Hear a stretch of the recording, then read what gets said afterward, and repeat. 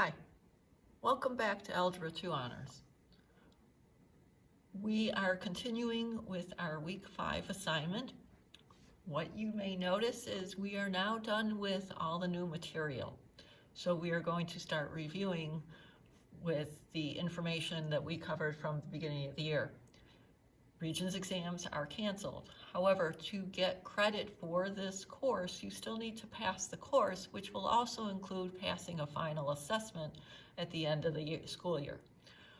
We will get more into what the final assessment is later in the quarter. So for now, we're going to go back to reviewing. You're going to need your green book that you took home with you with all the old Regents exams.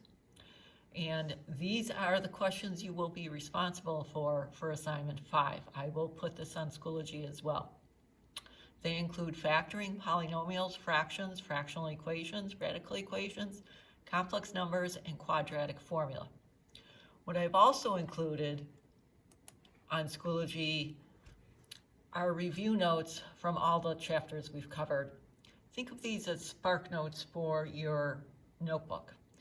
I've included some main ideas from each topic, some examples to go with them, and then you have your notes to help you as well. You also have the other green book with all the units and some specific notes on them as well. So you have your notebook, you have the green review book, and you have these spark notes, as I call them, to help you guide you through the assignments. So let's take a look at what we have here. All right, factoring. There's several different types of factoring. There's greatest common factor, dots, trinomials, tough trinomials, the sum of difference of perfect cubes, and factor by grouping.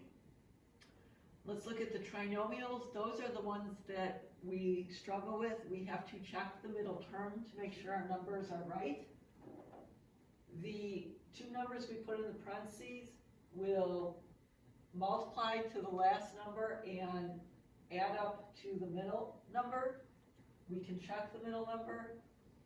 If we check the outer and the inner, 3 times x is 3x, negative 4 times x is negative 4x. When I combine them, I get negative x, which is what I want in the middle there. I especially need to check them when I have a tough trinomial or a number in front of the x squared. 2x times negative 4 is negative 8x. 3 times x is 3x. When I combine them, I get negative 5x, which is my middle number.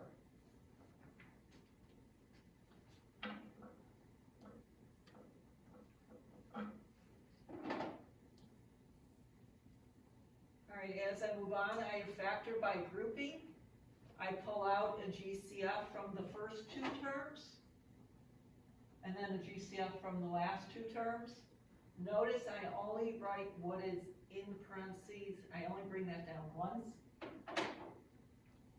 My next topic will be polynomials. We have adding and subtracting. If we're subtracting, make sure we distribute the minus sign. Multiplying, I have two methods. Division, I have two methods. I have long division or I have synthetic division.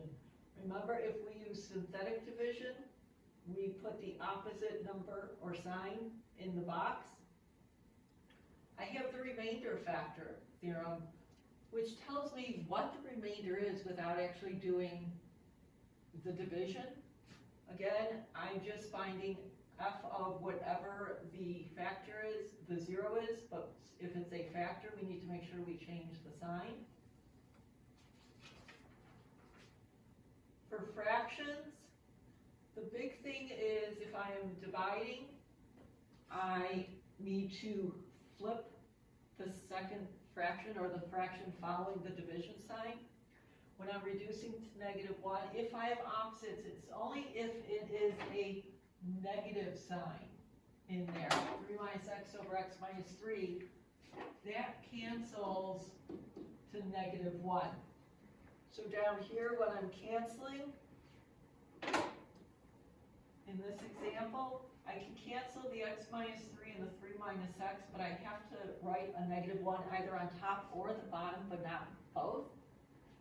I can cancel the 3 plus x and the x plus 3. That does not require negative 1 because it's a plus in the middle. I can also cancel the x minus 2s. I multiply the negative 1 times x to get negative x. I have an x plus 6 left on the bottom. When I go to fractional equations, actually when I'm subtracting, I need the common denominators.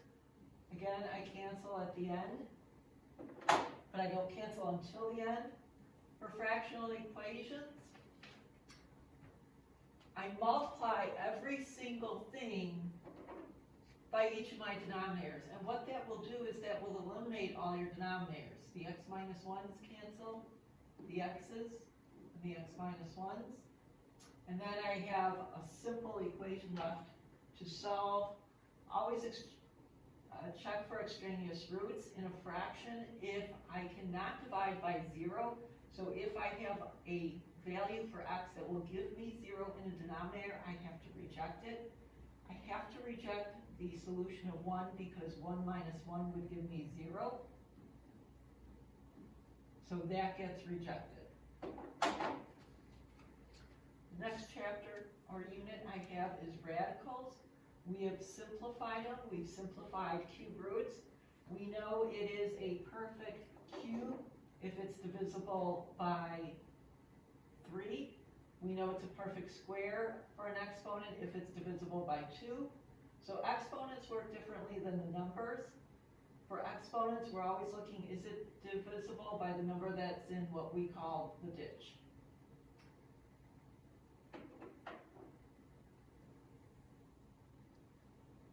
When I'm adding and subtracting fractions, I have to have the same number. If I'm trying to rationalize the denominator, I need to multiply the top and the bottom by a radical that will give me a perfect square in this case. Radical equations. Again, it's very important to check for extraneous roots. And we only use the positive root when we are checking. You must show the check. I came up with 2 answers here. I squared. You have to isolate the radical before you can square both sides. I did that. I moved the 5 over. I squared both sides. Now I can factor it. When I check, I end up with 6 equals 4. That is not a true statement, so I have to reject the x equals 4. And then complex numbers. Remember, I can do them on the calculator as long as the mode is in a plus bi form. However, you should be able to do it by hand as well, which means you have to know the value of I to the 0, I to the first, I squared, and I to the third. The main one is I squared, which is negative 1. We have to be able to do it by hand because sometimes they will use letters instead of numbers or in addition to numbers, and you can't put that in your calculator. As for quadratics, the main thing is we do need to know how to solve a quadratic. We have many methods. We have factoring, we have completing the square. We also have the quadratic formula if it's not factorable. All right, for instance, we know the quadratic formula is on the formula sheet, but it is x equals negative b plus or minus square root b squared minus 4ac all over 2a. I have an example of this if I'm going to use that. I also have an example for completing the square. The quadratic formula is just another method of solving. If you see something that is in that it must be solved in a plus bi form, it means you're going to have a negative underneath the radical, and you're going to have an I as part of your answer. So your assignment is attached. You are to complete those Regents questions, show all work for part 1 and part 2 and part 3 and part 4 questions. In part 1, if there's no work to be shown, you need to tell me in a phrase what you did. If you did it on the calculator, you need to show me what you did on the calculator. I don't want steps you did. I want to know why you got the answer you got and how what the calculator showed you. Stay safe. Have a great day, guys.